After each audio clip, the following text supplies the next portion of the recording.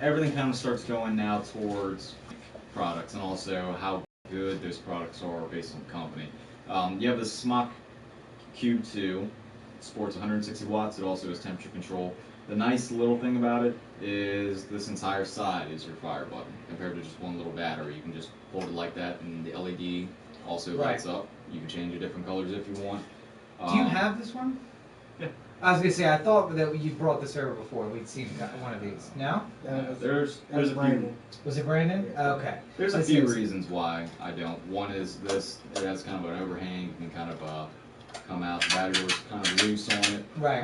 And it just feels like you've never vaped before. Just tell me what that feels like. Well, it feels a little heavy. Feels a little heavy? Okay. Well. Feel that one. Yeah, compared to that one, which one feels like more quality? Well, this one feels like substantial versus that like, one feels a little bit light, tacky. Yeah. That's where you kind of have to start looking once you get into that higher range. And I guess there's no batteries in that either. No, right? there's not. So, but I mean, you felt to the battery door on the side. And all. It just feels, like if you dropped it, it'd go. It would. That was the feeling I had. That feels more like something that if I accidentally dropped it, it would take the hit. Whoa. That was kind of like don't drop it, don't drop it, don't drop it. Yeah. Pretty much having a leash on it at all times. Yeah. But so there's that. The Snow Wolves, which is what he had. This one's just a limited edition one. It's a gunmetal finish on it. And really, that's kind of the highest up that you can go to with that. And then you have drippers, but that's just a whole kind of Scientology. But that's getting into the hobby end of it. Hobbyist, yes, definitely. Okay. But tanks, I mean, they do perform really well. They're very, very close to being drippers, but they'll never be one. I mean, you'll just never get the flavor out of them. Right. Well, and I think we've talked about this on another episode. For someone like me, who I'm running here, there, and everywhere, and I don't want to have to carry the bottle on me all the time. Mm-hmm. And that's why I use a tank. Right. So I don't have time to every couple of puffs to be putting in a flavor. Yeah, I see him all the time dropping in every couple of flavors. I'm like, I can't. That would annoy the hell out of me. Some people like it, some people don't. Well, yeah. I got a guy that comes in, he does plumbing, he says he uses his tank whenever he drives and he's on work because he don't want any kind of gunky stuff or random stuff going into an RDA, and when he gets home, he pops on his RDA. Well, I mean, I could see that too if I was ever at home. If I was ever at home, it would be great to have it around, but I'm just never. I'm always in the car, and I imagine I have this horror idea of me spilling it on myself in the car trying to reload it. So I use the most expensive tank. Well, it's not really the most. It's big. Mm-hmm. They're all pretty much the same price. It's just the best. And it's the newest one out. Well, actually, I was going to say, is that where we're going next? Are we going to talk about the tanks next? Yeah, I think we can go with that since you discussed the higher up kind of stuff. But here's the sub tanks. Let me move all this out of the way. But so pretty much everything on this right here is sub-M tanks. Kangers have been around for a long time, and I like them. You have people else say that they leak all the time. That's just me. I've never had one ever have an issue with me. The only real bad thing was the threads were a little bit off, but that's really about it. It wasn't usable. Right. It wasn't like it was not usable. But like he said, the threads can get they can get stuck and then get hard to take apart. Right. Yeah. That's it. That's really it. And then you have some, I wouldn't say lower end kind of tanks, but you don't hear them often, like the high voltage. That came out around Mayish, but not a lot of people use that. Matrix, not so much. Aspire is pretty much, here's how I'll explain the Aspire and Kanger pretty much. Kanger is your McDonald's and Aspire is your Burger King pretty much. Okay. They're both very up there, and they're both kind of competing against each other. Okay. But they have really nice tanks also. They have one that has a top fill feature that they just came out with, the Triton 2. Wait, what's the top fill feature? What's top fill, so generally what you would have to do is you would have to take the tank apart from the bottom, expose the coil and all that stuff, and do all this kind of work where you have to fill it and then put it all back together. The side fill... You getting that? Yeah. The side fill and the top fills just make it a little bit easier because you don't have to go through the entire tank. All you have to do is pretty much unscrew this part right here, and you have a little slot where you can open it up and close it, and it also closes off the coil so that it doesn't leak through in case you get a little vacuum or anything like that. Okay. So you have those. The Hercules Hydra is just pretty much a smaller version of the Hercules. Uses the what's it used? Uses a smaller coil. Same kind of design, but it's a small tank. It uses a smaller coil. The Phantom tanks, we got those, I want to say 2 months ago. They weren't really, I never heard of them. Not a lot of people have heard of them. They're pretty big. I mean, I guess they're going for, holding a lot of juice. Right. But you have a chamber here and here. Here's your side fill right here, so you don't have to go through the tank, and it's actually coming apart on it. But yep, that, and you'll feel it click, and you have your adjustable airflow, and all these pretty much have adjustable airflow. But yeah, I mean, I really don't know. This one's kind of screwing around on me, literally. But yeah, I mean, if you're into it, and then they have a micro version, just a smaller version of it. And the tank that Nate has is called the TFE4, made by Smock. It's a 24 millimeter tank, so if you have something that fits 22 millimeters perfectly, it will have a little bit of a hard edge that hangs over. But they also came out with the Mini, which is 22 millimeters, so it looks good on everything. And they have a lot of different coils with different types of wires in them. They have nipple ones, they have the candle ones, they have parallel ones. You can see one of the coils heads have 3 physical coils in there. Yeah, this one's a Clapton one. And Clapton wire, it looks a lot like guitar wire. Okay. And the whole point of that is it gives you more surface area, which is more flavor and vapor. Okay. A little bit more heat too, if you're looking for that.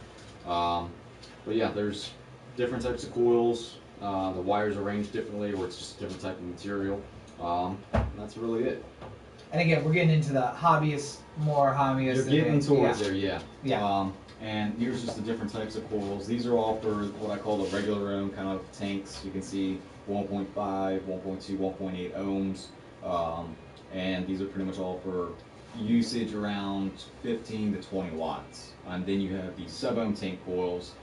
These right here, you can get them either in a 1.5, 1.2, or 0.5 resistance, which allows you to put more wattage to it, which is more vapor.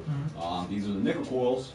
You can see it says NI 200 for a nickel wire, a grade of 200, and these sport a 0.15 resistance, and some of them do have a wattage recommendation. This one says 2045, and yeah, all 5 packs. And then you have these kind of like standalone universal type coils. These are all for the Kangers, pretty much, and these are all for your Spires and Hercules tanks. And these are just, like I said, universal. They're Clapton coils, they're gold plated. The experience I've had with them is they're good. Are they really giving you a little bit more flavor? Yeah, but not by much. I mean, they're still a really good vape if you like them. Right. And yeah, I mean, it's just all about what your preference is, pretty much.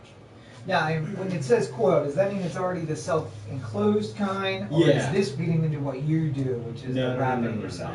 Most of the time when we talk about a tank coil, it's a coil inside of a housing that you just have to switch in and out. Very easy. Just most people call it coil because that's. Yeah, I was gonna say I'm not gonna open that up and find piano wire that I'm gonna have to wrap myself. Okay. No, not yet. And then we have the RTAs, which are pretty much like tanks, but you rebuild them. The nice thing about the Kanger tank is if you ever have a hunch that you might get into the rebuilding kind of atmosphere, or you might want to attempt it, because you hear all about this good flavor and stuff, the sub-tanks come with a RBA piece, which is right here, already in the tank. But pretty much you have your standard coil that's already pre-made right there. You can actually see the coil right there in the inside. Right.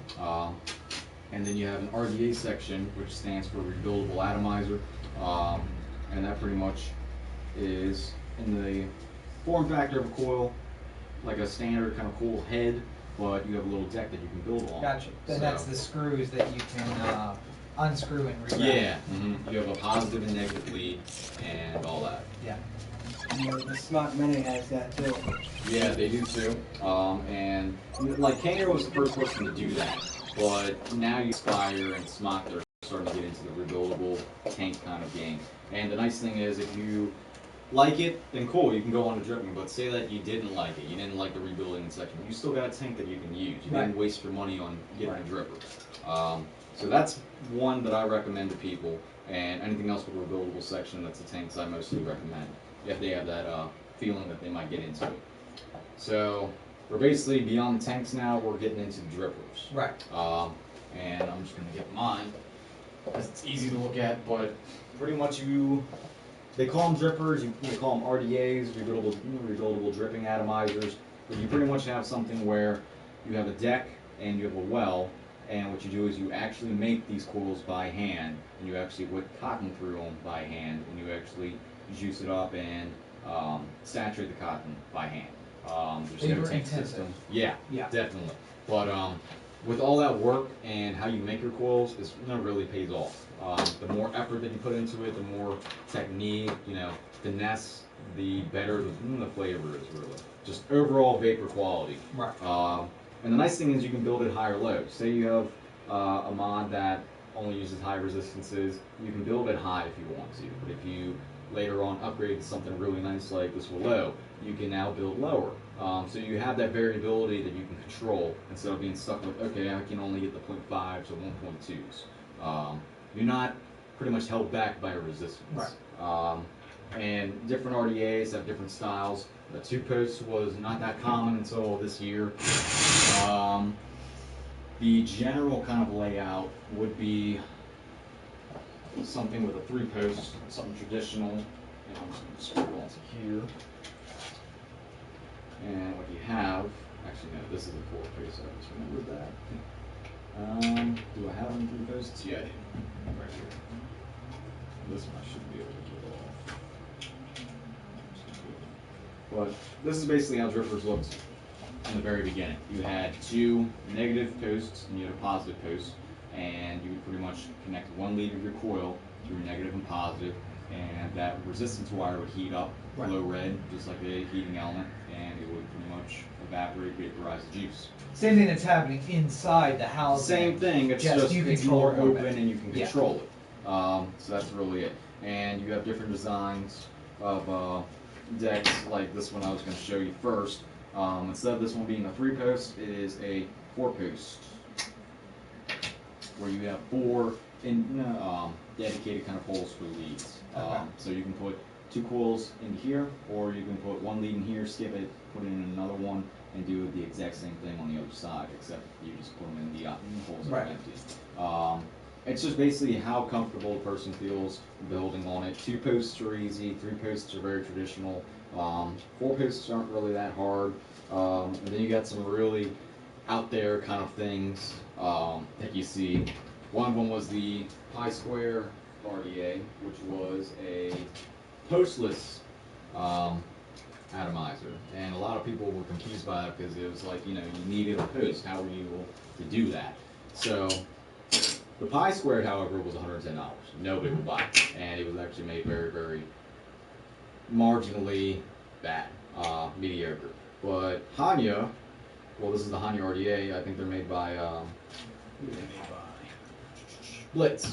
Blitz came out with an RDA that was built with in mind with a competitive pricing.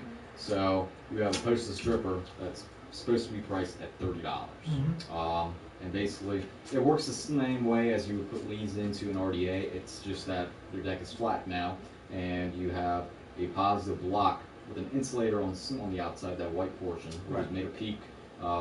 Most of the time they'd be, back in the day they were made of Delrin, but PEEK holds a higher temperature before it melts, so you can get a little bit more heat on it.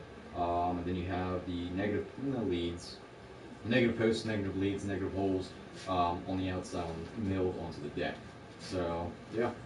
So would I say this is the easiest? Yes and no. For someone that is used to building on a dripper and going to this, it really depends on them. It's kind of hit or miss with them, but it's still a really out there new kind of thing because it's postless. So many people are used to having posts. Right. So yeah.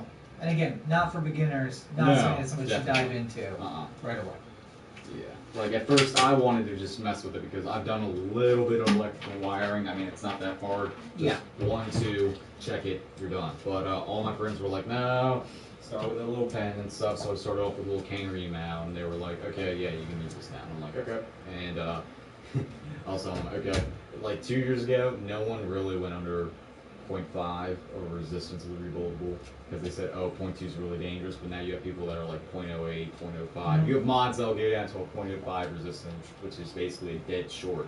If you were talking to an electrician. Right. But yeah, that's really a quick overview of the whole kind of vaping timeline. And yeah, so what do you think so far? Easy enough to understand. You've probably gone beyond where I would even be. Right. So that's easy enough. And I'm sure that there is more expensive stuff available if I wanted to spend more. Yeah, So definitely. there's that too. If you wanted to, you could get a diamond blaster. Wait, diamond? Wait, Yeah, what? diamond. There's diamonds? We don't have them here, but Well. they're online. There you have them for like $80, and it's literally like 12 karat, 18 karat. Yeah, whatever no, the hell. I'm good on I'm that. not even towards that. But, He wouldn't want somebody stealing his vape while he's doing an Uber ride. right. Yeah. Alright, so. From what we were looking at in this showcase, what are you thinking? Well, I would probably go, looking at the sizes, the size is probably the biggest thing that I was looking at. Yeah, So, that's what I tell everybody. You want something that's going to fit nice Yeah. in your hand. so, I mean, I like the mini. The first one you showed me with the smaller version, with the battery, the removable battery. Yeah, Right. there you go. Mm-hmm. See, that would probably be where I would, just because it's smaller, I feel like it'd be easier for me to handle. And thinking about where I could stick it when I have an Uber rider in my car, I could hide it somewhere where somebody wouldn't know. Because Right. I like to let people know I have the least amount of expensive things in my car as possible, so that Right. I can avoid trouble. So That would fit right in your shirt pocket. could go. And the other thing is the other thing I liked about the pen was that I could just pop it in my pocket, like Right. my dress shirt, or pop it in my pocket, any of the pockets, and it always fit. So it looks like that would be doing the same thing. So Did you get these in different colors, or are they just in black? black would be the color I would choose anyway. So All right. I don't know if you know this about me, but I always wear black. So. But, was there other stuff? I think that's about it. Are you gonna buy today or? I actually was thinking about it. I don't know if we have a few more minutes that we wanted to cover anything, but Yeah, I mean, we got a little bit more. Should we show purchase with your credit card information? that's what I was going to avoid. I was going to wait until we got off to actually take out a credit card. So next week, I think we're going to review your book, Which book? Phil. Oh, are we? I believe Has so. everybody has everybody read it? I'm hoping Jessica will have it finished by next week. I don't know if she's finished yet. Oh, Karina finished her book the first day. Yeah. Well, everybody who's read it basically has said that it's hard to put down. So that's a compliment to me. So thank you for everybody who has read it. So So I'm gonna let the girls take over on that next week and see if it gets me interested in wanting to read about your sex life. I've realized after a while that based on people's recommendations, they actually put it in erotica, which was not how I wrote it. But apparently it actually went up in the charts in erotica based on the reviews that people put on Amazon. So, who knew? But there you go. Okay. So, anything else, guys? I mean, are we getting near the end? Yeah, we're getting near the end. Okay. Yeah, as you see, we're at 40, almost 50 minutes. Yeah, about that. Okay. So let's shoot the links out. Dirty Shore Underground on Facebook and Twitter. YouTube.com/C/Dirty Shore UG-OTA. Make sure you check out robertandcheek.com where you can find links to my books, to the blogs, to everything else. Check out overtheanthem.com. New episodes of the Over the Anthem podcast every Tuesday. New episodes of this podcast every Thursday. Bonus episodes whenever we feel like it. Make sure you're also checking out Oasis Vapor on Facebook and Oasis Vapor Shop, oasisvaporshop.com. We're going to make sure we have links in the show notes so you can check out all those things. The links will be in the show notes at dirtyshoreunderground.com. Anything else? No, that's really I about want to it. thank Nate again for allowing us to film here. Yeah, thank you again for having us in here. Thanks for coming. God, I got some I mean, worked up. No, that wasn't that. I think It's my the lungs. cigarette. No, my lungs are getting ready. They're getting upset that there's going to be no more cigarettes. I think is what the problem is. But before we do head out, I do want to say I have been driving Uber, and I appreciate Kenny looking out for me and making sure that I don't have something too expensive in my car when I'm driving Uber. So I've been going around to the Baltimore and Annapolis areas. Things have been really picking up there. Obviously, right before I left for vacation, I went out on a Saturday and a Sunday in Annapolis. I made $350 in 2 nights. You really can't beat that. The money is fantastic. So if anybody is looking to make a little money on the side and you got a car that's newer than 2005 and it's got 4 doors, you're on the registration and the insurance, that's all you really need. All you got to do is shoot an email to uberwithrob@gmail.com. That's uberwithrob@gmail.com. I'll send you out a special link. And if you join using my link, when you do your 20th ride, you're gonna get a $50 bonus from Uber. But I'm gonna beat that. I'm also gonna give you $25 out of my own pocket just for joining using my invitation code. So send me an email at uberwithrob@gmail.com. And of course, if you're looking for a ride and you need a ride somewhere, download the app get.uber.com. You can find the app there, and of course the link to that will be in the show notes as well. So if we don't have anything else, make sure you're following at Dirtyshore UG on Twitter and Facebook. New links to the live streams will always go out there first. And of course, DirtyShoreUnderground.com for new episodes every Thursday. Bonus episodes whenever we feel like it. Thank you again, Nate, for having us here. It's fantastic. Everybody, make sure you come down to North 6th Street in Denton, Maryland. Oasis Vapor. Check them out here, and Oasis Vapor LLC on Facebook. Thank you guys. Shut it off. Yeah. I want to say something. I'm gonna have specials from now every day from now until Christmas. There'll be a different special. It'll just be a different special every day. So swing by the shop and check us out. Yeah, make sure you come by every day if it's going to be something different every day. It'll just be a totally different special every day. So swing by and check us out. All right. So make sure you come by Oasis Vapor every day and check that out. Anything else? I think that's it. All right. Have a great week, everybody. Good night. All right, have a good one. Say, Kenny trying to get me to take my credit card out. What the internet is